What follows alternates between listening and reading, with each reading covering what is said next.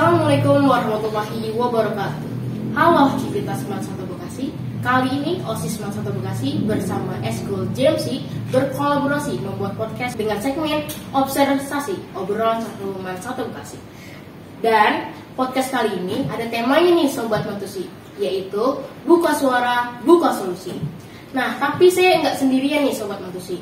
Saya di sini ditemani oleh beberapa guru dan juga sekaligus perwakilan MPK sekaligus juga perwakilan siswa juga. Nah, ada Bu Ika selaku guru BK dan juga ada Bu Isnop selaku guru Man 1 Bekasi dan ada Kartika selaku ketua MPK dan juga siswa Man 1 Bekasi. Apa kabar Ibu? Alhamdulillah baik. Sehat Ibu? Sehat. Kartika? Alhamdulillah sehat. Pertanyaan pertama nih Sobat Mantusi. Apakah ada cara bagi siswa untuk menyampaikan aspirasi mengenai beban ujian dan penilaian terkait tentang tidak meratanya pemberian nilai? Jadi contohnya tuh Bu, kalau misalkan kita dekat nih sama guru, terus tiba-tiba guru itu beri nilainya lebih gede ketimbang guru murid lainnya gitu. Mungkin tanggapan Ibu nih gimana selaku guru? Ya, Lebih jauh langsung nih. ya boleh. Cara aspirasi siswa dalam apa tadi? Aspirasi siswa dalam mengenai beban ujian. Beban ujian pembelajaran, penilaian ya. Ibaratnya seperti ini, banyak jalan menuju Roma. Iya. Pasti Iya. ya. Banyak cara itu untuk dilakukan. Pertama bisa konsultasi. Bisa konsultasi ke guru mapelnya, bicarakan dengan hal yang baik.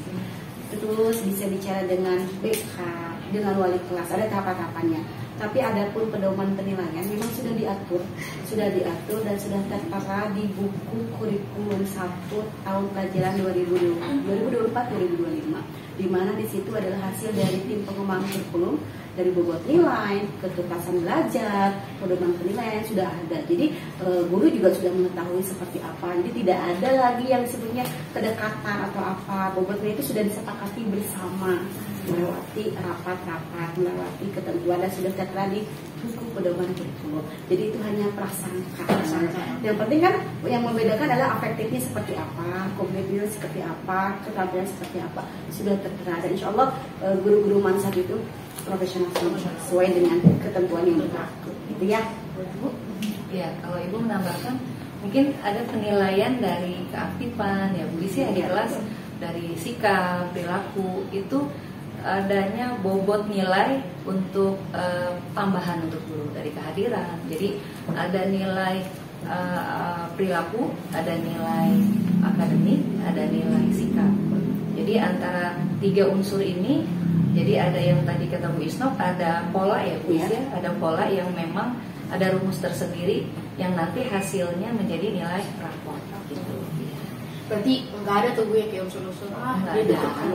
Jadi memang harus dibicarakan, konsultasikan. Ini bukan ini ya guys ya, Iya. bukan. Kalau perlu tanya ini kenapa, ini kenapa gitu. Kalau sampai belum puas, minta lagi penugasan, minta lagi remedial sampai merasa puas dan limit waktunya selesai. Berarti udah ada ketentuan-ketentuannya. Betul, tidak semata-mata ya. Oke, pertanyaan kedua nih. Apakah guru memberikan contoh dalam hal kedisiplinan? Gini Bu, jadi siswa itu ingin tahu gitu, apa aja perlakuan guru yang bisa mencerminkan siswa nih supaya bisa mentaati kedisiplinan di sekolah. Nah, menurut Bu Isa bagaimana? Menurut Ibu untuk apa tadi, untuk Ya, kedisiplinan ya, ya. ibarat kata guru itu di buku dan ditiru Ya, gitu ya. betul. Ya. Tidak ada guru yang sempurna, tidak ada manusia yang sempurna. Tapi bagaimana caranya guru tersebut bisa memberikan semangat, motivasi, kelas yang nyaman, dalam tataran nyaman menurut siswa ya dan menurut guru tersebut. Ketika kelasnya sudah tersemangati, ketika gurunya itu sudah semangat, otomatis kan kecintaan belajarnya akan muncul gitu. Dan itu hasil dari memahami karakteristik siswa. Apalagi setelah ada pembelajaran diagnostik, jadi memahami dulu karakter siswanya seperti itu. Kalau menurut Bisa bagaimana? Kalau guru memang sebagai contoh ya, contoh figur untuk anak-anak didik, anak-anak peserta didik ya. Guru Man 1 Bekasi alhamdulillah ya. Sebelum jam 7 itu sudah hadir semuanya di sini. Sebelum jam 7 bahkan dari perangkat pembelajaran pembelajaran harus sudah siap, karena dari masuk kelas juga harus sudah on time gitu ya. Harus, kenapa guru itu harus disiplin ya, karena contoh tadi itu guru adalah sebagai figur atau yang ditiru guru tadi ya. Jadi kemudian ada yang harus guru persiapkan selain perangkat pembelajaran, penilaian terhadap siswa itu juga merupakan kedisiplinan untuk guru gitu. Jadi dengan siswa yang begitu banyak ya, guru juga harus bisa memanage waktu, bisa disiplin untuk diri sendiri, dan imbasnya bisa ditiru oleh siswa semuanya gitu. Dan alhamdulillah sih guru-guru MAN 1 Bekasi untuk kehadiran alhamdulillah jam 7, sebelum jam 7 sudah insya Allah berada di sudah berada di MAN 1 Bekasi gitu ya. Apalagi guru MAN kan nggak di sekitaran Cikarang banget Bu ya. Iya. Nah itu beliau tuh sebelum jam 7 aja udah sampai di sekolah. Udah sampai di sekolah. Nah teman-teman tuh harus mengikuti nih manajemen guru aja yang rumahnya di luar Cikarang aja bisa tepat waktu di sekolah. Lah masa teman-teman yang di daerah Cikarang masa terlambat? Iya, kan? betul. Semangat. Iya harus semangat sekolahnya. Pertanyaan lagi nih Bu, bagaimana cara sekolah menangani keluhan siswa terkait interaksi siswa dengan guru? Mungkin contoh kasusnya tuh kayak dari siswanya ini tidak nyaman Bu dengan cara guru mengajar atau menegur. Mungkin Ibu kayak menanganinya tuh tanpa memihak tuh kayak gimana? Terus menambahkan, pasti kan di siswa-siswi MAN 1 Bekasi nggak semuanya ekstrovert ya Bu ya. Nah ada yang introvertnya. Bagaimana cara Ibu supaya mendekatkan anak yang introvert gitu, supaya dia bisa speak up, supaya dia bisa curhat atas keluh kesahnya di sekolah di mana bagaimana, gitu. Bagaimana tips dari Ibu? Ya, peduli ya sebagai guru BK. Memang permasalahan anak-anak tuh beragam ya. Iya, pasti. Ada anak ekstrovert yang bisa mengutarakan permasalahannya, ada anak introvert yang memiliki permasalahan dipendam sendiri, ada yang seperti itu. Betul. Nah untuk penanganan yang tadi pertanyaannya bagaimana penanganan kita? Artinya yang pertama adanya komunikasi antara siswa sama guru. Kalau misalnya siswa berhak untuk memberikan suara hatinya gitu, Pak saya tidak bisa mengikuti pelajaran ini karena mungkin materinya yang disampaikan terlalu kecepatan atau gimana, itu bisa aja. Sebenarnya intinya komunikasi anak itu gimana berani mau mengutarakan sesuatu yang dia tidak nyaman gitu.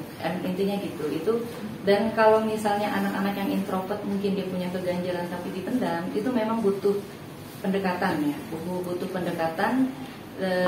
Dan biasanya anak-anak yang seperti itu kalau diajak ngobrol gitu ya, kalau di bimbingan konseling kan sekarang agak promo sedikit ya Bu ya. Bimbingan konseling sekarang sudah punya ruang konseling, jadi sudah privasi ya, sudah privasinya yang selalu terjaga. Jadi ada beberapa anak-anak yang introvert ketika dipanggil ke ruang BK pasti itu mengalami deg-degan, pasti wah kenapa nih.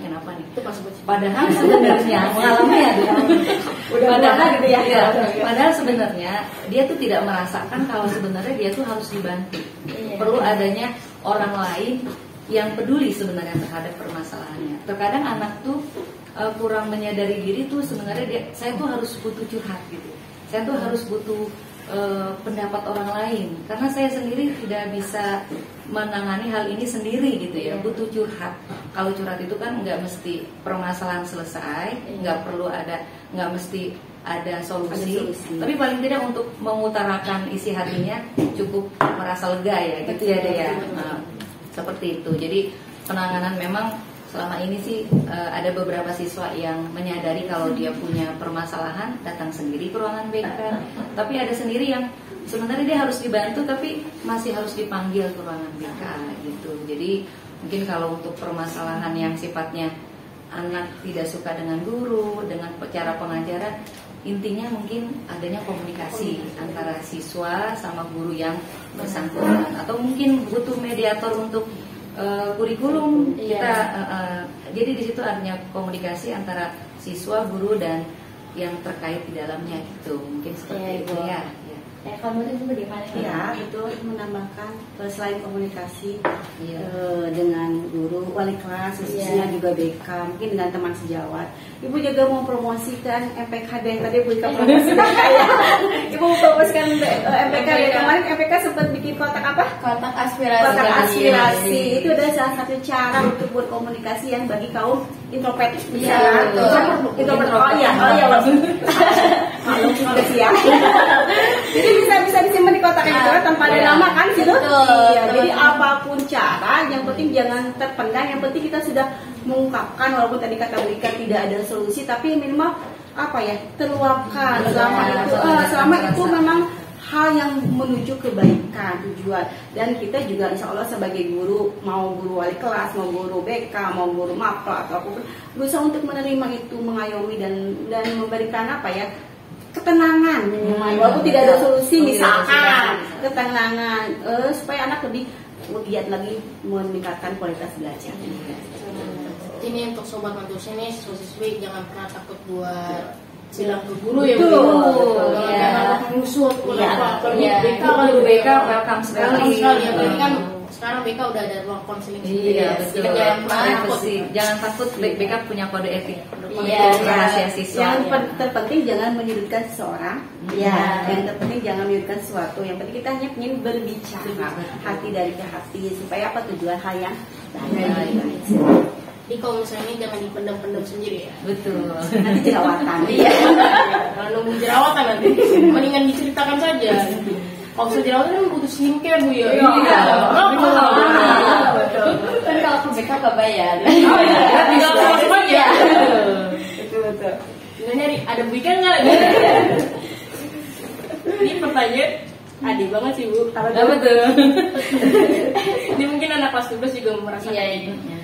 Apakah mungkin diadakan program khusus untuk membantu siswa kelas 12 mengelola stres dan beberapa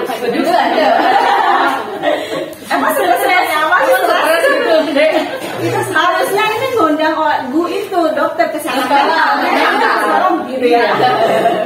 Mungkin anak kelas 12 itu Stresnya itu apa coba? Stresnya bisa digambarkan apa gitu? kan kelas 12 itu kan nggak setahun ya Bu ya, jadi dia di awal kelas 12 aja udah materi udah banyak, terus diselingin sama KTI, terus abis itu kita ada UFRA, abis itu ada AM, jadi mereka langsung ini cuma beberapa bulan tapi tugasnya banyak banget gitu, jadi mereka stres. Betul. Saya juga SMBP. Mau kuliah di mana?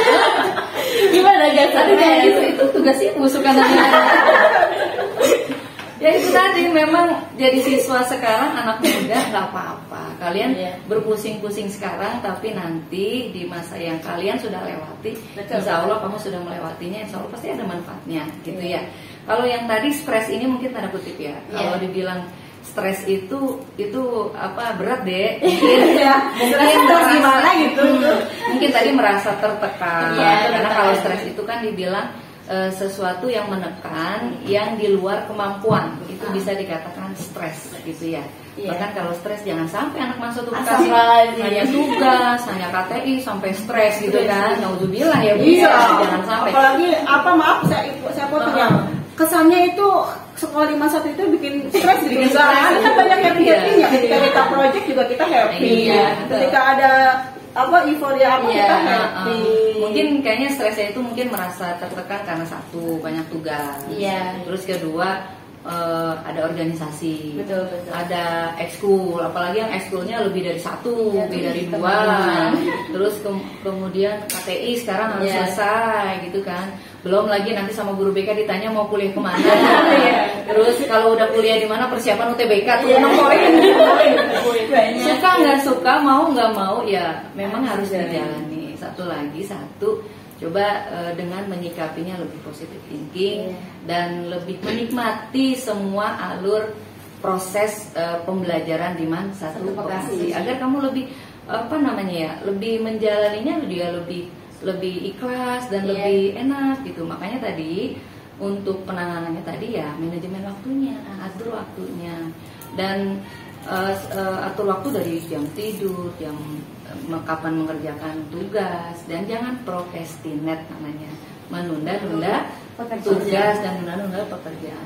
Selagi pekerjaan itu harus bisa diselesaikan hari itu, selesaikan, jangan ditunda-tunda. Gitu. Kebanyakan anak-anak tuh pulang sampai sore, kebanyakan ngobrolnya, kebanyakan mainnya, gitu ya. Yang memang butuh hiburan, memang butuh main. Tapi tadi harus bisa mengatur waktu. Suka nggak suka, mau nggak mau, tapi ya jangan, nggak ada stres kan ya, Dek? Nggak ada. Tapi insya Allah selama ini anak yang lulus nggak ada yang stres, nggak ada. Malah alhamdulillah itu tertekan dong. Cuma mungkin merasa tertekan karena banyaknya tuntutan gitu. Makanya kan kenali masalahnya dulu, terus ceritakan masalahnya. Jadi jangan langsung ngejudge, aduh aku pusing nih, aku stres nih, enggak gitu. Kenali dulu, ceritakan dulu masalahnya apa. Bener kata Bu Ika, hindari belajar atau ngerjain tugas sistem kebut semalam. Kebut semalam. Itu kan ya. Jadi bikin tertekan. Iya, tertekan. Bahasanya jangan stres deh. Kalau stres itu kan murung di ujungnya depresi. Ya. Ada yang stres tapi masih bakal sebelah. Enggak ada.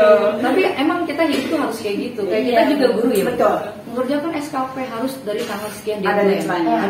Itu guru juga sama punya tugas selain di luar mengajar. Apalagi ada kegiatan kayak Bu Isno kan kegiatannya selain guru kan ada staf kurikulum gitu. Itu di situ kan bisa memanage waktu gitu. Tapi kalau insya Allah kalau kita sudah bisa terlatih, kita cara bisa memanage waktu, nanti positifnya juga akan kembali kepada kita gitu. Justru kalau yang sering ada tuntutan justru malah lebih bersyukur kan, justru malah lebih terlatih, ya? Jadi bilang tadi stres itu ada yang kalau yang negatif ya nanti ujungnya depresi. Nah kalau yang stres itu jadi dia bisa lebih terpacu lagi. Oh saya harus selesai. Insya Allah itu namanya positif. Nah, akhirnya positif. Gitu. Jadi tidak semua tekanan itu akhirnya ujungnya negatif. Tekanan yang tugas-tugas itu nanti tugas akhirnya juga kan positif dan bisa kalian rasakan manfaatnya gitu. Suka nggak suka ya alurnya memang seperti itu gitu ya. Betul. Sekali lagi jalannya harus ikhlas dan menikmati prosesnya. Berpikir positif gitu ya, sekali boleh kata Ibu tadi relaksasi ya. Iya. Tapi kurangin ya Bu yang main-mainnya. Soalnya kan kita yang kelas 12 lagi di tahap kelas 12 nih. Jangan kayak anak kecil yang mau main terus gitu. Harus nongkrong nggak ada gunanya. Kalau ada nggak ada gunanya. Akhirnya kebut semalam kan, tugasnya stres lah gitu. Bilangnya stres padahal mah nggak stres. Jadi anak-anak tuh sekarang tantangannya HP. Iya betul. Bener nggak sih? Betul. HP.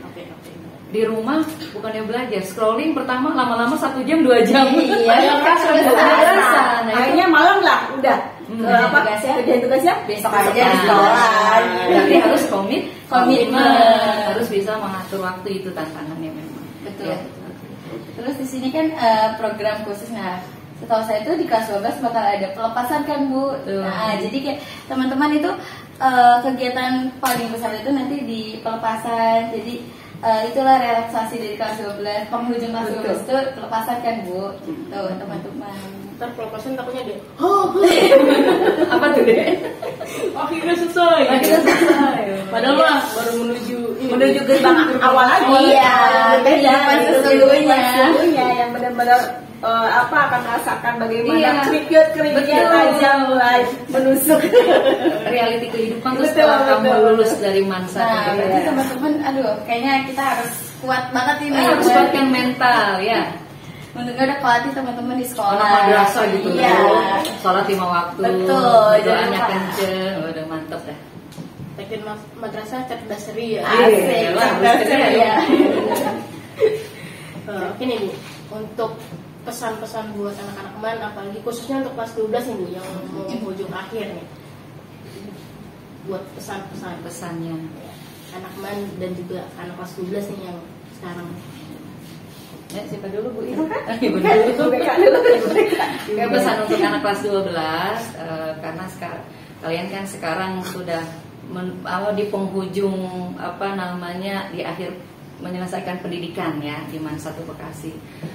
Tetapkan harus punya tujuan setelah lulus dari MAN 1 mau ngapain, yang mau kuliah, yang mau kerja, silakan plan dari sekarang gitu ya. Yang mau kuliah apalagi, yang terutama yang mau ke PTN, persiapkan diri dari sekarang.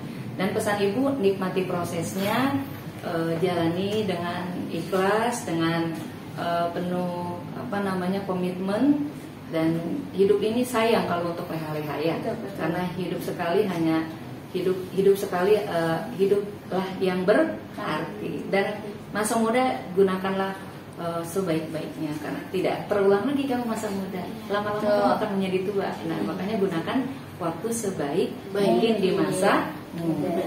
Mungkin itu aja pesan ya untuk anak-anak kelas 12. Oke, stop. Menambahkan ya pesannya ibadah tepat waktu dan fokus pada tujuan. Ya.